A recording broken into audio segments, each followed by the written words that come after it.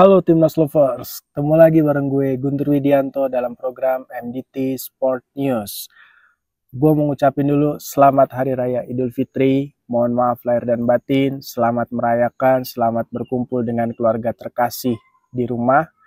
Dan seperti biasa buat lo yang baru mengunjungi channel atau akun YouTube gue, silahkan di subscribe, kemudian diaktifkan tombol loncengnya supaya lo bisa mengupdate informasi-informasi terkini seputar Timnas Indonesia. Nah, di episode kali ini gua mau ajak lo semua untuk bahas tentang kapten Timnas kita, Jay Itzes, yang mana sejauh ini di musim ini dia sudah tampil sangat impresif bersama klubnya yaitu FC Venezia. Jadi FC Venezia ini merupakan salah satu tim atau klub yang bermain di Liga Serie A atau kasta tertinggi di Liga Italia. Nah, berkat penampilan impresifnya ini, Jay Itzes sudah dilirik oleh sejumlah tim papan atas di Italia. Apa aja timnya, nanti bakalan gua spill, bakalan gua bocorin khusus buat lo di bagian akhir video. Nah, sebelum masuk ke situ, gua mau bacain dulu statistiknya. Nah, jadi memang yang pertama, kontrak Jay Itzes dengan Venezia itu masih aktif dan baru akan berakhir pada 30 Juni 2027 mendatang. Saat ini nilai pasarnya Jay Itzes itu mencapai 4,8 juta euro.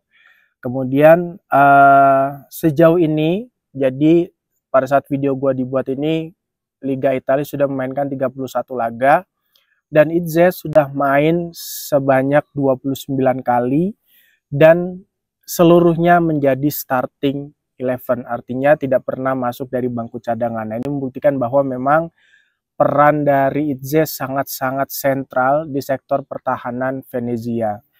Kemudian meskipun dia posisinya sebagai seorang bek tengah, tapi Itzes juga bisa mengkreasikan gol. Tercatat di musim ini dia sudah mencetak 2 gol, jumlah yang cukup baik.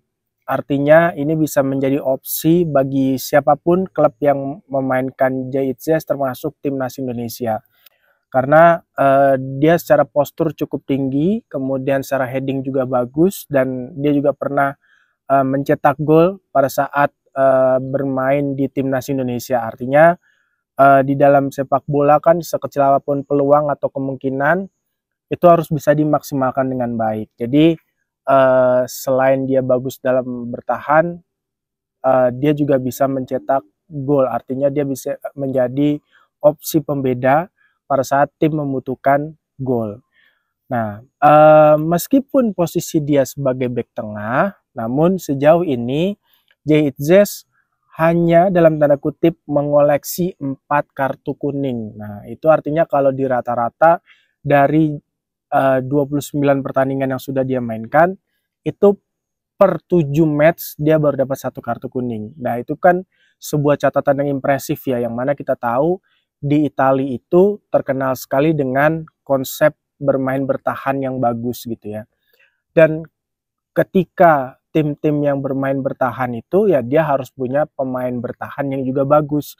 Nah, itu sebabnya Jay Itzes dimasukkan di situ karena dia dianggap punya potensi itu meskipun usianya masih terbilang sangat muda, baru 24 tahun, masih usia matang, tapi dia sudah punya kedewasaan dalam setiap pertandingan. Jadi dibuktikan dengan dia hanya mengoleksi 4 kartu kuning sejauh ini ya di musim ini. Dan tidak pernah mendapatkan kartu merah. Nah, ini hebatnya Itzes. Artinya cara dia bertahan itu sangat-sangat klinis, sangat-sangat bersih gitu ya. Dia bisa melakukan itu dengan baik. Kemudian dari segi tackle, sebanyak 62,5% tackle yang dilakukan itu berhasil. Jadi dia berhasil memenangkan 62% tackle-nya. Lebih dari 50% artinya sangat bagus. Kemudian duel-duelnya baik di udara maupun duel secara body charge itu menangkan 45%. Dan ini yang penting, dia sejauh ini sudah melakukan 24 kali intercept.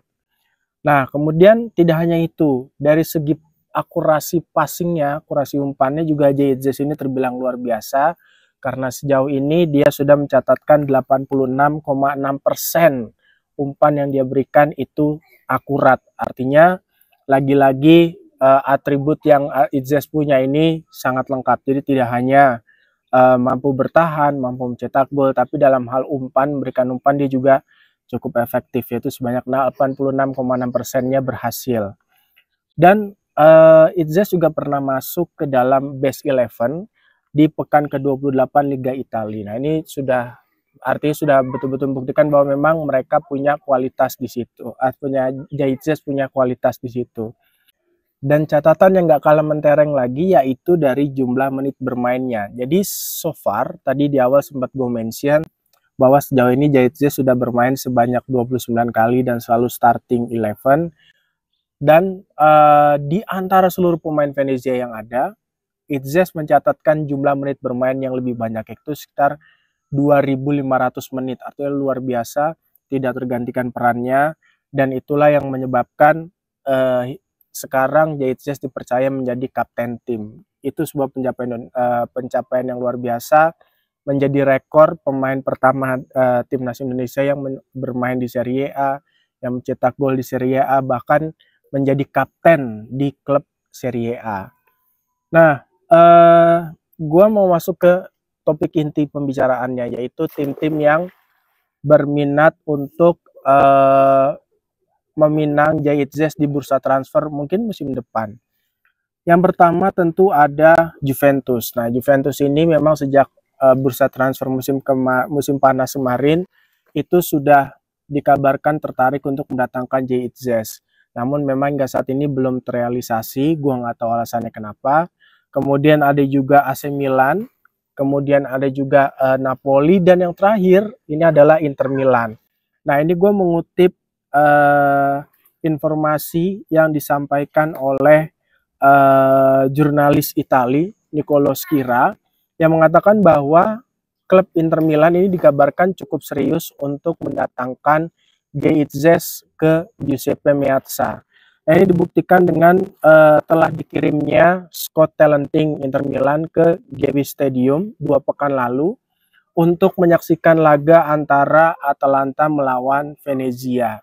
Nah, khusus Inter Milan, gue pikir ini menjadi sesuatu yang bagus ya, baik untuk Inter Milan sendiri maupun untuk Itzes-nya. Kenapa bagus? Karena memang sekarang ini Inter Milan itu pemiliknya kan Oaktree Capital, itu memang sedang concern atau fokus untuk melakukan peremajaan tim.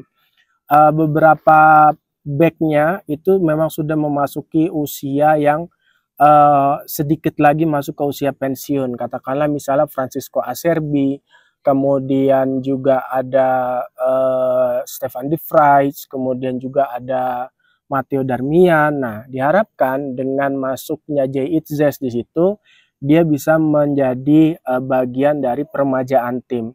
Plus untuk Itzesnya sendiri ini juga menguntungkan karena hingga video gue dibuat ini, Inter Milan sekarang berada di puncak klasemen. Dan artinya peluang untuk meraih Scudetto sangat besar. Nah, artinya kalau katakanlah misalnya musim depan Itzes bergabung, artinya dia bergabung dengan skuad juara di musim sebelumnya, dengan tim juara di musim sebelumnya. Dan ini sangat-sangat bagus untuk perkembangan Itzes. Dan juga untuk rekor sendiri, artinya Itzes menjadi pemain pertama yang bergabung di klub Inter Milan, meskipun pemain Indonesia tentunya ya, meskipun sebelumnya sudah pernah ada Emil Audero, tapi pada saat Emil Audero bergabung dengan Inter Milan, dia saat itu kewarganegaranya masih belum Indonesia. Nah, beda dengan Itzes, kalau memang dia jadi bergabung dengan Inter Milan di musim depan, maka ini menjadi hal yang sangat-sangat positif untuk perkembangan karir sepak bolanya dia sendiri, untuk Inter Milannya sendiri, bahkan juga untuk perkembangan sepak bola timnas Indonesia. Oke.